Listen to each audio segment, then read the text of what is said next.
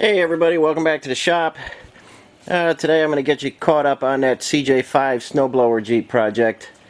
I've done a few things on it and didn't get much time for filming, but it's going to be a little bit warmer today, so I got the booth heating up. And there's that copper gas tank I made, if you remember following that along. I thought a while about keeping it copper, but I decided that I'm going to paint it black. I got it threads masked off there. I got it scuffed down and cleaned up, and it's going to be like a factory tank. It's going to be black, and I know a bunch of guys were wanting to see it polished, but I don't want a shiny copper tank in there, so that's just going black. And I'm just waiting for the booth to heat up, and I got a few more things to get some epoxy primer on. I just recently have made the drive shafts for that CJ5 snowblower. There's the front one, and that one I had to shorten a little bit. And you can see that rear one is very small, and I had to shorten that one quite a bit. There's only 2.5 inches here of piece of DOM tubing I put in there. Very short dry shaft, but long enough to do the job. That's going right to that Dana 70, but it still uses the Spicer 1310 joint. And these are actually the original U-joints that were in that Jeep. They only had 108 miles on that, and I took them apart, and everything looked perfect. And I like the older ones because they got this strap on here, so you don't lose your caps when you take them apart. But those are the original Spicer U-joints. They look good, and I didn't show the process for shortening the drive shafts because it just brings too many bad emails, comments, stuff like that, and it's just kind of annoying. But normally I tell people to just take their shafts to a driveline shop and have them shortened or lengthened, whatever you need. But if you have the right tools, you could do it in your own shop. You need a lathe to square up the tubing real nice, a press to get the ends in. You need to be able to lay down a real nice weld bead like that. Dial indicator. If you get these set up in a lathe and indicate them to 0 run out, tack them, weld them, check them again, play around with them. You could easily make some very nice drive shafts. But for most people, it's just easier to take it to a drive shaft shop. So those are the completed drive shafts, and I've got a few more things to prime up this morning for that project. And like I said, just waiting for the booth to heat up a little bit, and we'll head right in there. I'll take you over to the chassis now, and there's not too much done, but I'll show you where I'm at. Okay, there's the master cylinder. Before I left the shop yesterday, I had a little bit of free time. I soaked that in a de-rusting solution, got it squeaky clean, honed out the bore, and rebuilt the original cylinder. Whenever I have a good original cylinder, I like to rebuild that rather than put in a new one. The new ones they just don't seem to be as good as the old castings used to be, and you get into some trouble that way. But if I can, I always rebuild the original, and that is the original. It's just a single reservoir. This Jeep with the snowblower on it and all that stuff probably won't be seeing high speeds, so I just put the single reservoir. And I know there's a lot of guys out there that get kind of worried about the size of the master cylinder to the size of the brakes you have and this and that. And this is just a single reservoir. I believe it's a 1-inch bore, and I'm running the duals on this one, and I got the big 13-inch brakes, and it stops just fine.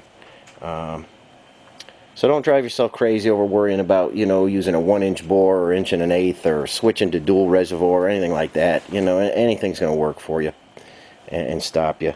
You just got to be careful when you start putting disc brakes on. You want to get the right master cylinder.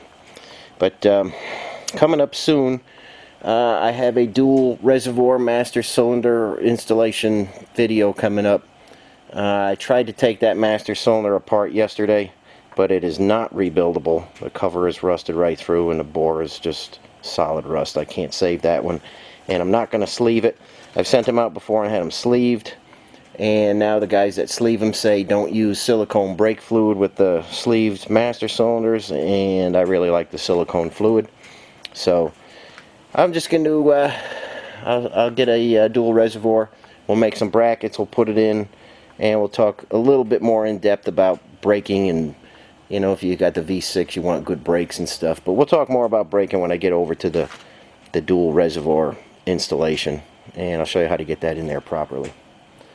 But for now, that's where I'm at on this CJ5, and I'll show you little bits and pieces as it happens. We've got to get the shroud in, and then we're just going to start putting some antifreeze and some fuel to this thing, and get it fired up. So that's what I got for right now, and I'll be back with you in just a little bit. Okay guys, we're moving along doing some more things on that CJ5 Snowblower Jeep, and what you're looking at here is the fuel filler neck. This is in the CJ6 tow truck Jeep, but when it comes to fuel neck grommets, you don't have a lot of choices. You basically get the one that's out there, and I'm going to try and get some light on that, and you could see how horrible this one has cracked. Hope you can see that okay with the light. It's just the whole thing is cracked, and it's coming away down here, and that's really your only choice when it comes to a fuel tank grommet. So on that CJ5, you know, I'm not trying to do that one original, or you know, take it to shows or win any awards or anything. I'm just trying to make that one very functional and upgrade things where I can. And I'm going to show you what I do sometimes for a fuel neck grommet. It is quite a bit different than this. I've talked with manufacturers to try and get them to make real high quality grommets out of better material, but nobody will talk to me. And when they do, they want you to order, you know, $100,000 worth of grommets before they'll even think about making them. So it kind of puts you in a bad situation when you want to upgrade that a little bit. But I'm going to show you something that I do sometimes, and it makes a real nice grommet. It's probably not for everybody. It's not original, but it will keep water from filtering in and falling behind the grommet and rusting out the bottom of the Jeep. You always see Jeeps rusted out on the bottom here, and a lot of times it's just leaking in through that grommet. And I don't want that on the snowblower Jeep, because I plan on being out in the snow with that. So let me take you over to the bench and I'll show you what I'm doing. Okay, we're over here at the bench, and I just recently acquired this new old stock CJ2A 3A side panel.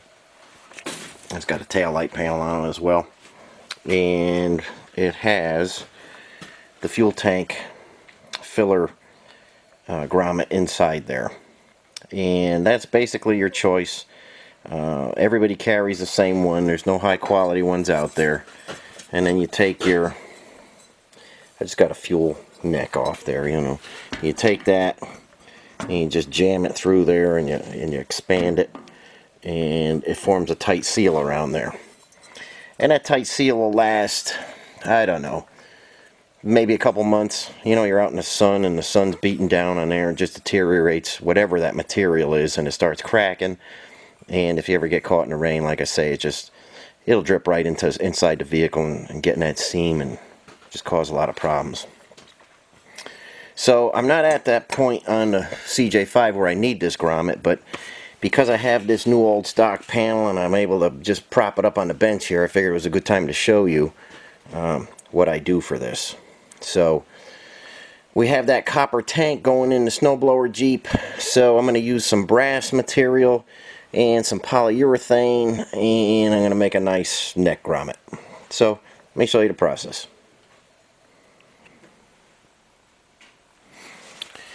Okay, the first thing I did was make some patterns out of some sheet metal, And these housings here, the fuel neck housing, this is the same on the 2A, 3A, 3B, CJ5. They never changed that.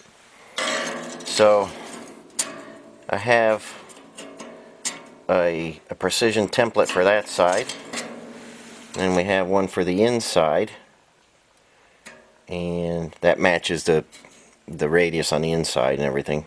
And that one's going to go on the top. And what that's going to do,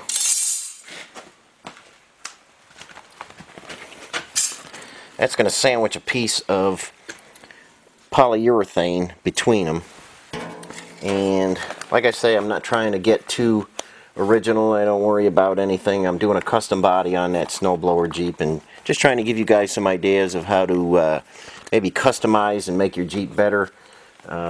If you don't like it, I mean, I know naturally guys are going to be out there bad-mouthing everything I do like they normally do, but you know, I really don't care. Some guys might get some tips out of this. But the reason I used a polyurethane, you've seen me use it before on other things. It comes in a bunch of different durometers. It's very UV stable. The sunlight can be on that for years and years. It won't deteriorate. Very cold weather, super hot weather, nothing really going to affect it. So this is going to last a long time. And like I say, we're putting a copper tank in here. So I have a piece of brass here, and this is actually the inner piece right now. It's going to fit just like that.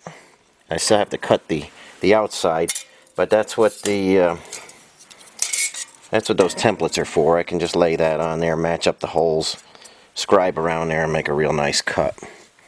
So I'm going to get to cutting out these pieces of brass, and I'll show you what that looks like on this front one. I haven't decided if I'm going to end it here or if I'm going to bend it down a little bit. The brass will be painted black just like the tank is going to be, but I wanted to use something that wouldn't rust or anything. So next thing I'm going to do, like I say, is scribe that, cut it, and we'll start fitting that, and I'll show you how the polyurethane goes in there. So I'll be right back with you.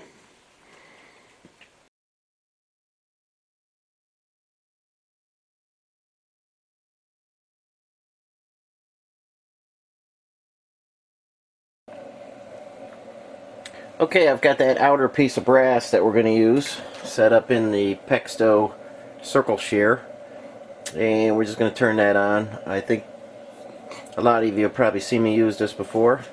We'll just crank it down little by little until we get a perfect hole in there, and then we'll move on to the bench and start putting the bend on it and stuff and get it finished up.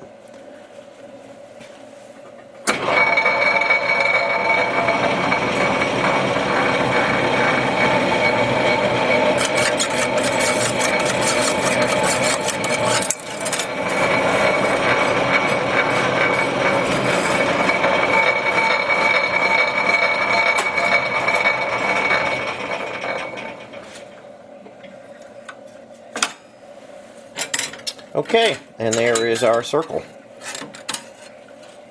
So let's head over to the bench now.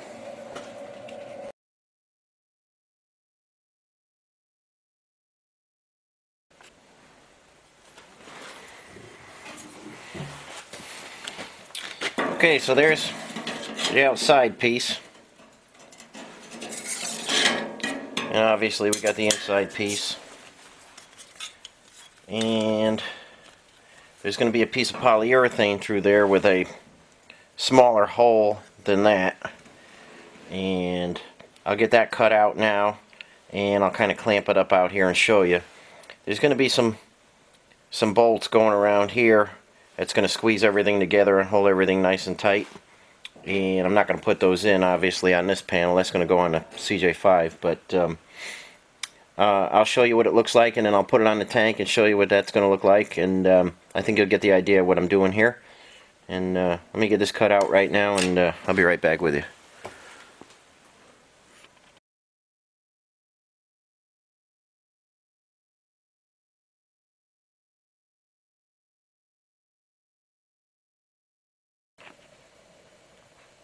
Okay, I just punched that with the arch punch, And arch punches are good for, you know, leather workers or rubber or making gaskets or doing anything like that. But first time you try and punch polyurethane, you'll see how tough it is. It takes a lot of force to get through polyurethane. Even with a brand new punch, a sharp edge, it just bounces off it. You can go through 1/4 inch rubber, you know, with just one hit, but it takes quite a bit of time to get through polyurethane. That just lets you know how tough it is, and it's going to work real good for our application here. So let me get this cut out to shape, and I'll get it clamped together. I'll put it on a tank, and I'll show you how it flares out and makes a nice seal right on that neck that we got. Okay, there's our copper tank and the brass neck, and you can see I've got it in black epoxy primer right now, and you can see over there I got the sender in. And right now I've been showing this on that 2A 3A side panel, and it's snowing out like crazy today, so I don't want to go out there and open up the shed where the body is and try and get you in there. I don't want to get all the snow in there. But I've got our piece. I think you can see it clamped up. And there'll be basically one piece of brass on the inside, one piece of brass on the outside. The polyurethane will be on the outside. It'll form a gasket. And that hole is smaller than the neck, obviously. And it's going to just slide right over there. And that's going to form a perfect seal, and it's nice and tight. The water won't get in there. Polyurethane isn't going to wear out. It's really a long-lasting material.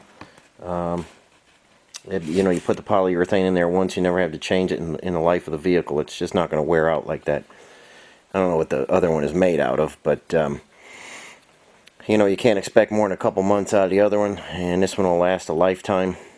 It's not for everybody. You know, it is a modification, and some guys like to do things original, and that's fine too. But if you're looking for a good way, and I'll tangle up here, hang in there. If you're looking for a good way to make a neck grommet, this works for me.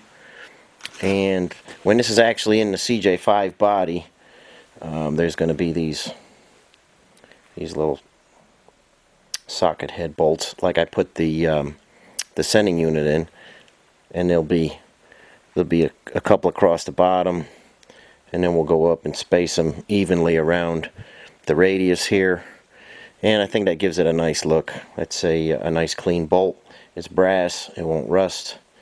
I'll put some self-locking nuts on the inside, and that's how I make an upgraded fuel neck grommet. So I hope you enjoyed the updates on the CJ5, and won't be long we'll be getting the body out, and I'll show you that. It's just the snow is kind of beating us up today. But if you've been following along, you also know that Ford GTB wrecker was coming in, and that is here now. And I was able to get it under cover yesterday, but it's so gray and gloomy today I can't really get good footage of it. Hopefully on the next day or so, when the sun is shining, I can take you around that and show you. It's in very nice condition, and I'll show you some points on it. It has the original Marquette boom on it, and that'll be the next video. But if you like the videos, hit the like button. Subscribe to the channel, tell a friend about it, spread the word. More people that know about it, the better the channel is. And if there's anything you'd like to see, just shoot me a comment. I'll try and get it out there for you. But for now, this is what I have for you today, and I will catch you very soon and bring you that Burma wrecker. So thanks for watching as always, and I'll catch you on the next video.